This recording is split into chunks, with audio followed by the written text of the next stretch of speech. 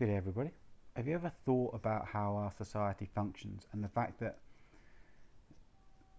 we function as a society on shortcuts and suppressing symptoms rather than treating causes? And by that I mean, if you look at problems getting to sleep, we look at suppressing the symptoms as opposed to looking at the cause. Waking up in the morning, same thing. Anxiety and stress, same thing. Heartburn, acid reflux, same thing. Pain, same thing. Inflammation, same thing.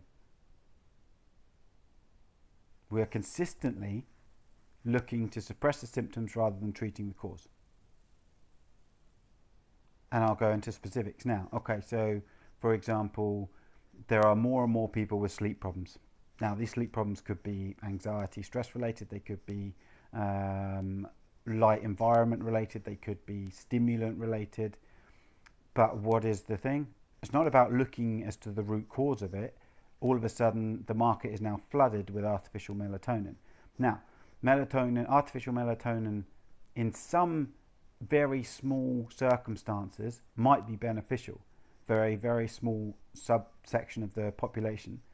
But people are popping these melatonin pills like they're chocolate or candy, as the saying goes. And you are suppressing symptoms, not fixing a problem. Waking up the next day, what do? What's encouraged, or what's the kind of social norm? Get that coffee in you to wake up. You're suppressing the symptoms and not addressing the root cause. Acid reflux, heartburn, etc., etc. What do people do? Eat antacids, drink anti-acid stuff, because they assume that it is an excess of acids, which actually isn't always the case. Sometimes it's further down and could be down to actually a lack of acid, but that's again for a different subject. But again, we are treating the symptoms and not the problem, because the problem could be stress related. So if you got rid of the stressor that is causing the excess stress or the excess anxiety, does the solution fix itself? Maybe. Is it the diet? Is it the thing that you're eating? Is it a lack of sleep that is causing you to be hyper stressed the next day? Again, look at the problem, don't try and suppress the symptoms. Pain and inflammation, what do? Oh, I'm in pain, I've got my hands inflamed or my knees inflamed. What do? I'll pop some anti-inflammatories. Again, we are looking at suppressing the symptoms and not treating the issue. So why don't we actually have a look? What is causing that inflammation? What is causing that pain? Can I do anything to do it? Or can I take something or do something which will allow my body or assist my body in fixing the problem? And we know that there are stuff out there and things that we can do that aids your body in improving inflammation and pain.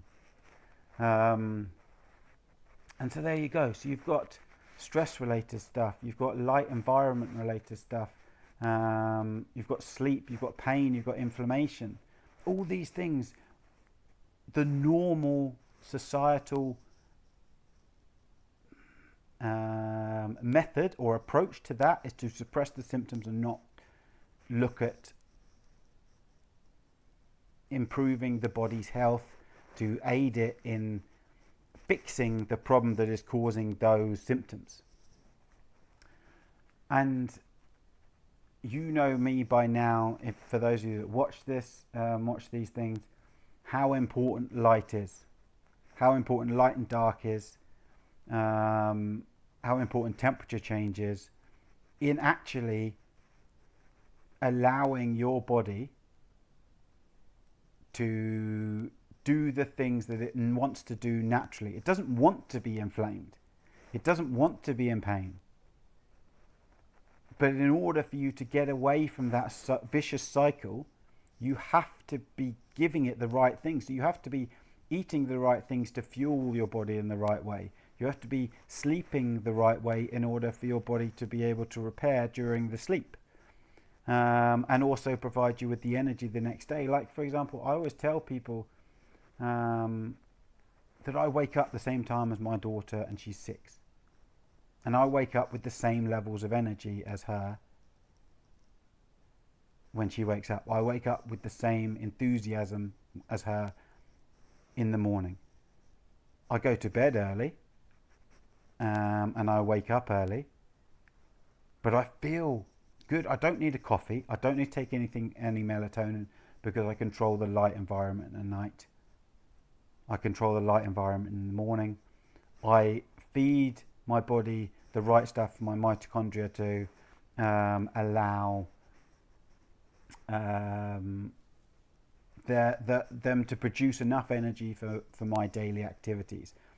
I then improve the efficiency of those mitochondria through red and infrared light.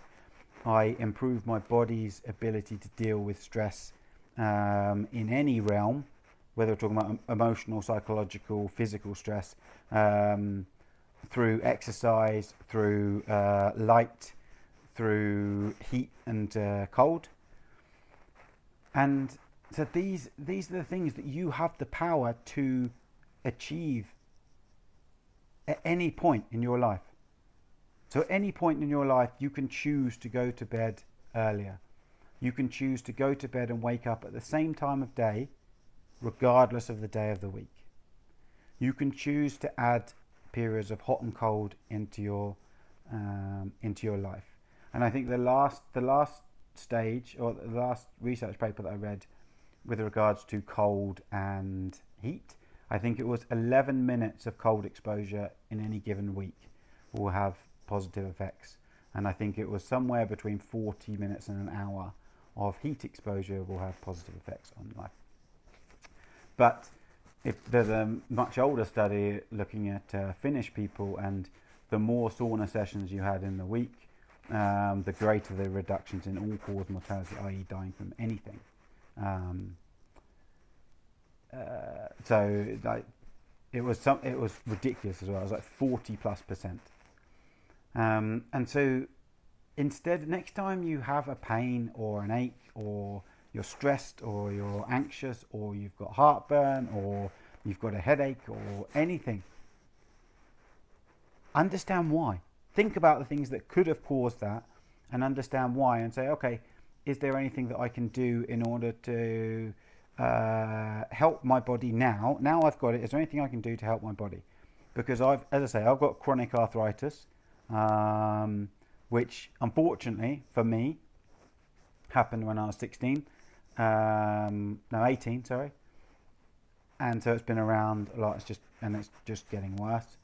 But unfortunately, because of that arthritis, it means that I am prone to getting inflammation in other places. So my goal is to reduce that inflammation as much as possible in that area, and give my body the right kind of signals. And as we know, light therapy is able to effectively, it's not like it completely, but effectively switch from a pro-inflammatory state in that particular area to the next stage of the inflammatory process, which is healing.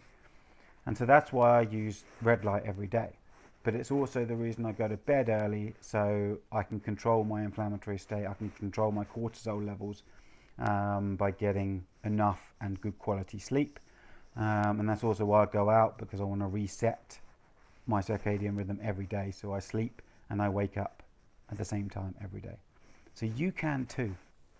And I think it comes to people like me, some people like you, that actually have the power to create a new normal that doesn't just pop pills or take antacids or take melatonin or consistently have coffee in order to wake up, but actually wakes up feeling positive, feeling not always positive, but feeling energetic, doesn't have pain and inflammation because they sleep well and they do things that encourage the body's own fixing mechanism or healing mechanism, and doesn't force it into a pro-inflammatory state. You can do that, we can do that, and we can actually take control of our own health to a certain extent. Have a great day, whatever's left of it, and just know that you are empowered enough to control so much of your own health.